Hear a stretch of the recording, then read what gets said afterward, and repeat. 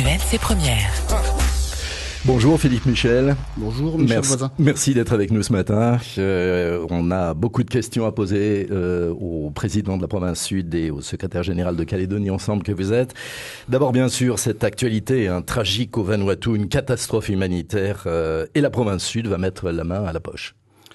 Oui, on a décidé naturellement de participer à l'effort de solidarité qui est absolument indispensable face à cette catastrophe sans précédent. Je crois que dans l'histoire du Pacifique, c'est la première fois qu'un archipel est touché de manière aussi violente. On parle de dégâts considérables, on parle de victimes également. Et donc tout ça nécessite l'intervention de la province comme des autres collectivités. Donc on va débloquer dans les jours à venir une première aide financière d'urgence de 30 millions au profit du gouvernement du Vanuatu pour répondre à l'appel à la solidarité internationale qui a été lancé par le gouvernement. Et puis naturellement, on se tient à la disposition de l'État. Si la province peut apporter son concours dans le cadre des missions qui seront envoyées sur place, on le fera naturellement avec grand plaisir et on l'a fait savoir au commissariat. Alors des cyclones plus puissants comme le fut Pam, pour certains scientifiques, c'est la conséquence du réchauffement climatique. Vous partagez cette idée ?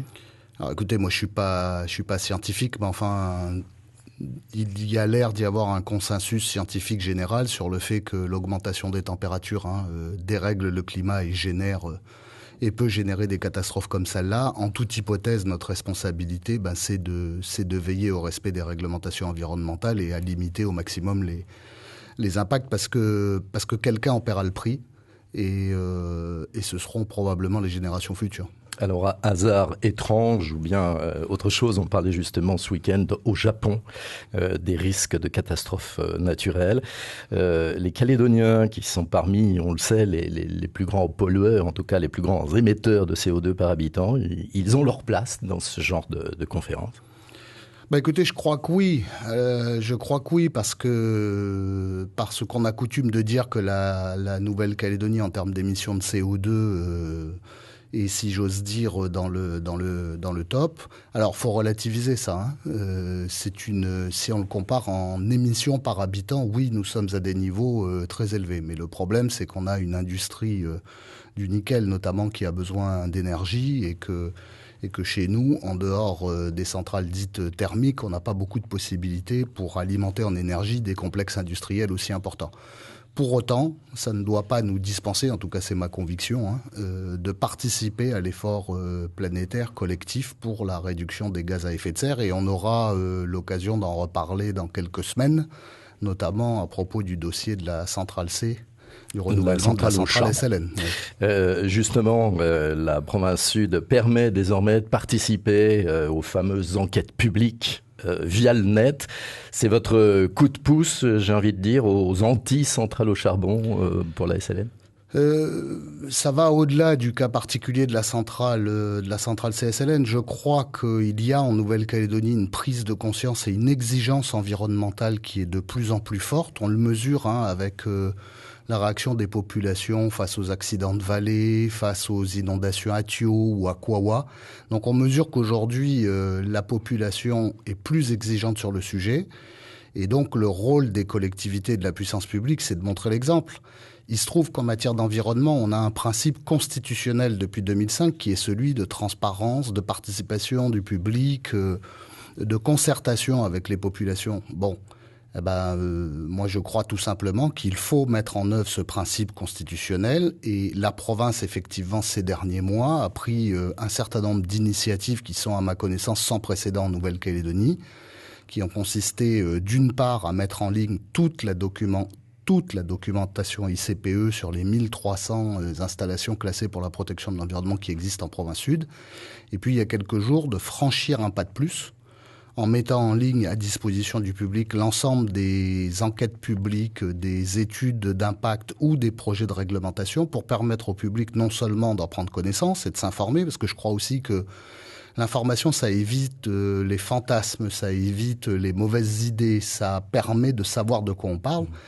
mais également permettre au public de participer en ligne depuis un ordinateur aux enquêtes publiques. Quand on sait comment se passent les enquêtes publiques, il n'y a jamais beaucoup de monde qui répond. C'est ça. Et pour cause. On pourrait presque penser que tout est fait pour qu'il n'y ait pas grand monde qui participe, parce que quand il faut aller dans une mairie à une heure donnée pour consigner des observations sur un registre, ça facilite pas la participation.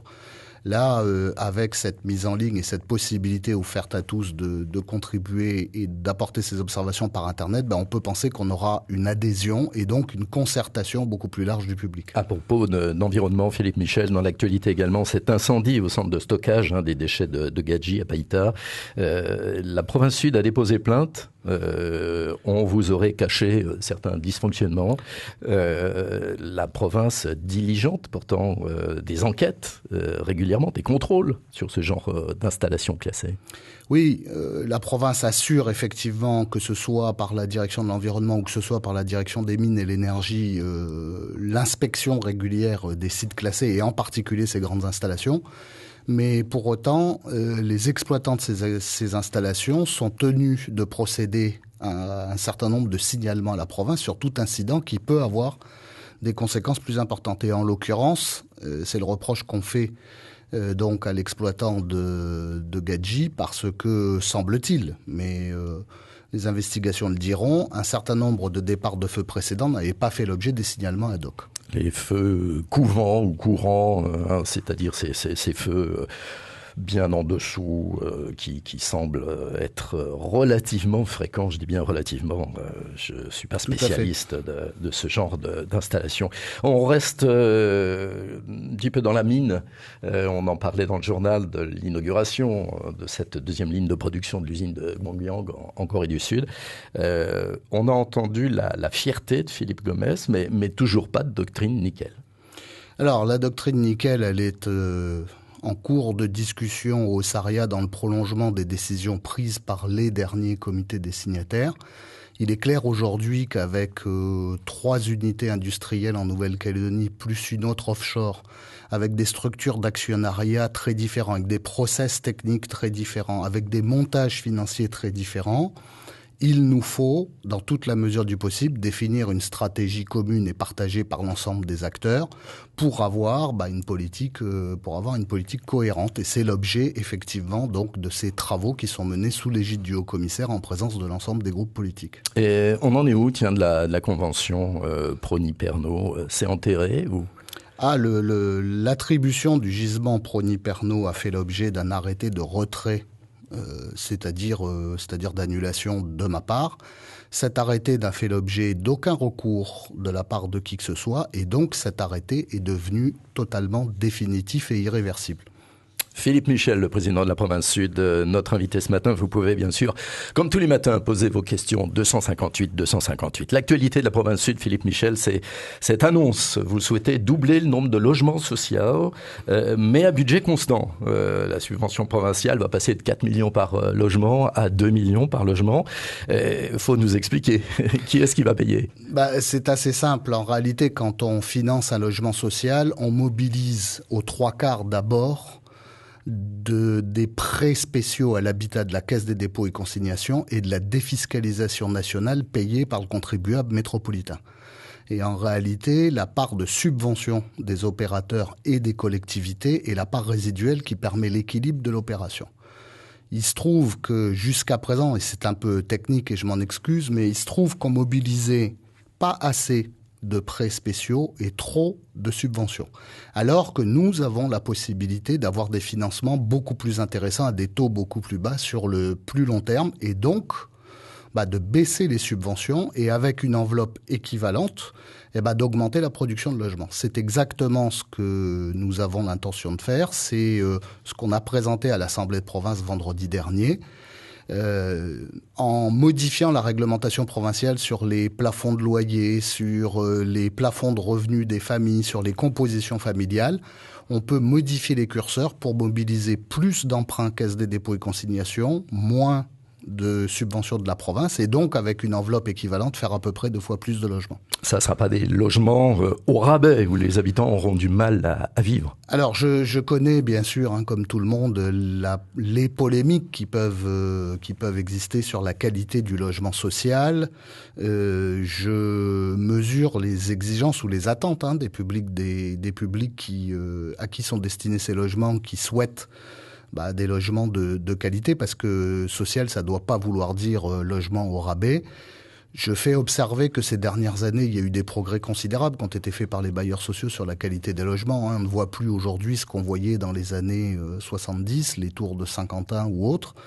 Il y a des opérations comme Tuban qui ont fait l'objet de distinctions particulières en matière de qualité. Mais donc, c'est parfois tout le reste qui et donc, pêche naturellement, il faut poursuivre dans ce sens. Bon, après, la difficulté, c'est qu'il faut concilier des impératifs financiers, tout le monde l'a bien compris, avec des impératifs de qualité et de mixité sociale. Vous le savez maintenant, on peut aussi poser des questions via Facebook, et Séverina vous demande si l'amélioration des squats à Tina Golf est toujours d'actualité pour la province sud. Alors, il y a eu une première opération de régularisation des squats qui a été engagée par la majorité précédente, qui est l'opération Presqu'île océanienne que tout le monde connaît. Cette opération avait un caractère pilote, expérimental. Et le constat, cette opération est terminée, l'ensemble des investissements qui devaient être faits sur la presqu'île océanienne l'ont été. Et le constat aujourd'hui, en ce qui concerne cette opération, est incontestablement un constat d'échec total, puisque 90% des squatteurs qui bénéficient des investissements et des améliorations qui ont été réalisés, financés, ne règlent pas leur redevance, qu'ils trouvent trop cher. Donc on voit bien qu'on a un problème, en tout cas avec cette opération telle qu'elle a été conçue. Et pour ce qui nous concerne, sachant qu'on a toujours été opposé à ce principe de régularisation des squats et de paiement d'une redevance de régularisation, si j'ose dire, d'une occupation irrégulière, pour ce qui nous concerne, on n'a donc pas l'intention de poursuivre cette opération. Pour autant, faut pas se tromper, l'amélioration des conditions de vie des squatteurs demeure une nécessité absolue. Amener l'eau, l'électricité et un minimum de confort et d'hygiène dans les squats, c'est une nécessité absolue, parce qu'il ne faut pas laisser ces populations sur le bord du chemin. Mais le faire en contrepartie d'une redevance qui peut donner le sentiment aux squatteurs que finalement ils sont chez eux et que l'occupation irrégulière du terrain d'autrui est régularisée par la perception d'une redevance, ça c'est quelque chose qui nous pose un vrai problème et avec lequel on est totalement opposé. Allez, pendant qu'on évoque les difficultés sociales, que devient le comité de pilotage de Saint-Louis ? Alors le COPIL de Saint-Louis va se réunir très prochainement pour poursuivre ses travaux. On a un certain nombre de propositions très précises à faire aux habitants de Saint-Louis. Oui, parce qu'il y a eu des études. Oui, c'est ça. Très, très fouillées. Vous savez, dans ces comités de pilotage, il faut effectuer un travail en amont pour pouvoir être efficace qui nécessite quelques semaines. C'est ce qui s'est passé. Et on s'est concentré ces dernières semaines notamment sur les possibilités d'offrir, notamment pour les jeunes sans emploi de Saint-Louis, parce que le premier problème de Saint-Louis, c'est sa jeunesse, et c'est les problèmes d'exclusion du monde économique, de l'emploi, du travail et des revenus. On est donc en situation, et c'est ce qu'on fera au prochain COPIL, de commencer à proposer un certain nombre d'avancées sur ce sujet. Avec en visée ce que pourrait faire Valais, c'est ça Alors, si vous les voulez, sous-traitants, etc., qui pourraient avoir plus de place et qui pourraient faire plus grande place à ces jeunes. Entre autres, naturellement, les grands industriels et qui sont présents sur place doivent contribuer à cet effort d'intégration. Parce que le problème de Saint-Louis, ça n'est rien d'autre que ça. Le problème de Saint-Louis, c'est que c'est un quartier, même s'il s'agit d'une tribu et en l'occurrence la plus grande du pays, c'est un quartier dans une ville qui se sent totalement à l'écart pour des raisons X et Y. Et le problème collectif, la responsabilité collective qu'on a, me semble-t-il, c'est de faire en sorte que ce quartier et ces populations soient mieux intégrées dans leur environnement, dans l'emploi, dans le développement économique, parce que si les populations de Saint-Louis sont mieux intégrées, alors tout le monde s'en portera mieux. C'est aussi simple que ça. 258, comme tous les matins, pour poser vos questions à mon invité, Philippe Michel, le président de la province Sud, secrétaire général de Calédonie. Ensemble, on va parler politique. On a 5 petites minutes, Philippe Michel. D'abord, en rapport avec ces fameux centimes additionnels sur la taxe sur les jeux dont pourrait bénéficier la province Sud. Les partenaires, vos partenaires non indépendantistes sont d'accord. Certains maires vont être un peu perdants dans cette affaire. Vous pensez que qui vous donneront le feu vert? Écoutez, on est en discussion avec les différents groupes politiques pour boucler le dispositif, puisque je rappelle que le Conseil constitutionnel a validé le projet d'affectation du produit de la taxe sur les jeux aux provinces et en particulier à la province Sud. Il nous reste maintenant, pour faire simple, 2 textes, 2 délibérations d'application à prendre, l'une au Congrès et l'autre à la province Sud. Naturellement, c'est entre mouvements non indépendantistes qui sont ceux qui ont voté ce dispositif que les discussions ont lieu, et j'ai bon espoir que tout ça aboutisse effectivement rapidement. Allez, on va du côté du standard. Eliane est avec nous ce matin. Bonjour Eliane. Bonjour. Allez-y, on vous écoute. Oui, alors, j'ai entendu hier à la télévision que la province Sud très généreusement attribué 30 millions aux populations du Vanuatu qui avaient été touchées par le cyclone Pam. Bon, c'est très généreux et ça parle d'un bon sentiment. Mais qu'en est-il exactement est-ce que la générosité de la province Sud a été aussi a été conséquente pour la population des Calédoniens qui a été touchée par les dernières inondations, notamment Thio qui a été très très touché. Est-ce que la province Sud a eu un geste aussi généreux? Merci Eliane. Philippe Michel. Oui, naturellement que nous nous sommes occupés en priorité effectivement des sinistrés de Nouvelle-Calédonie et singulièrement de Thio, en sachant qu'en plus à Thio c'est à répétition, si j'ose dire, et c'est bien ce qui rend le problème compliqué. Je vais d'ailleurs vendredi prochain à Thio pour signer avec la commune une convention de partenariat financier avec la SLN qui va contribuer un petit peu plus, et je m'en félicite, à la remise en état ou au développement économique du village. Et l'action que nous avons en ce qui concerne le traitement des problèmes d'inondations récurrentes, c'est-à-dire le problème en réalité d'entretien et de curage des cours d'eau, est une action permanente et continue sur le long terme. Et en tout cas, je voudrais rassurer cette dame, l'aide humanitaire d'urgence qui est fournie au Vanuatu n'est évidemment pas fournie au détriment des problèmes et des priorités qu'on doit traiter en Nouvelle-Calédonie. Allez, on parle du corps électoral, Philippe Michel. Pas beaucoup de radiation dans la première phase des commissions de révision de cette fameuse liste spéciale. Vous criez victoire? Non, absolument pas. Il n'y a pas eu beaucoup de radiation parce que les dossiers présentés par le FLNKS n'étaient pas aussi bien travaillés et le FLNKS n'a pas été en mesure d'apporter la preuve dans l'essentiel des cas que les radiations qu'il demandait étaient justifiées. Mais pour autant, le problème demeure, et il demeure plus que jamais parce que l'État a changé de position politique sur le sujet. Je rappelle qu'il y a un an... Il est carrément partial désormais, l'État français? Je dirais pas qu'il est partial, je dirais que d'une part, il change sa position sur l'interprétation qu'il faut donner des arrêts de la Cour de cassation, et il le fait, il prend une position exactement inverse à celle du Premier ministre il y a un an. Et d'autre part, il n'offre aucune possibilité de régler le problème. Et ça, je le déplore parce que je ne crois pas qu'en Nouvelle-Calédonie, nous puissions nous permettre le luxe jusqu'en 2018, chaque année, d'avoir à chaque fois une polémique comme celle-là sur les inscriptions, sur les listes électorales et les radiations. Je crois que si on ne trouve pas de solution politique et juridique à ce problème, ça va nous empoisonner la vie et surtout, ça va compliquer considérablement les discussions sur la sortie. Voilà, on a besoin de sérénité dans cette affaire, on a besoin de régler une bonne fois pour toutes cette affaire. Tout le monde sait et tout le monde reconnaît que la volonté des signataires n'était pas d'empêcher l'inscription sur les listes électorales pour les provinciales de tous ceux qui étaient arrivés avant novembre 1998, et c'est donc cette méthode, cet objectif-là qu'il faut mettre en œuvre. Peu importe comment, mais il faut sortir de ce problème de contestation permanente du corps électoral pour les provinciales. Juste pour finir, très vite, 2 mots sur la crise au gouvernement. Est-ce que pour vous, comme le pense Cynthia Lijard et d'autres, de la façon dont on va sortir de cette crise va dépendre la façon dont justement on va sortir de l'accord de Nouméa?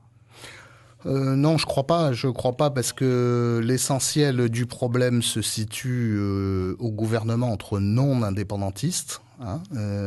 C'est dans le camp non-indépendantiste que le CGS a explosé parce que le Rassemblement a décidé de ne pas respecter les engagements qu'il avait pris, que ce soit au plan politique ou que ce soit au plan des réformes fiscales à mettre en œuvre pour garantir l'équilibre du compte du pays.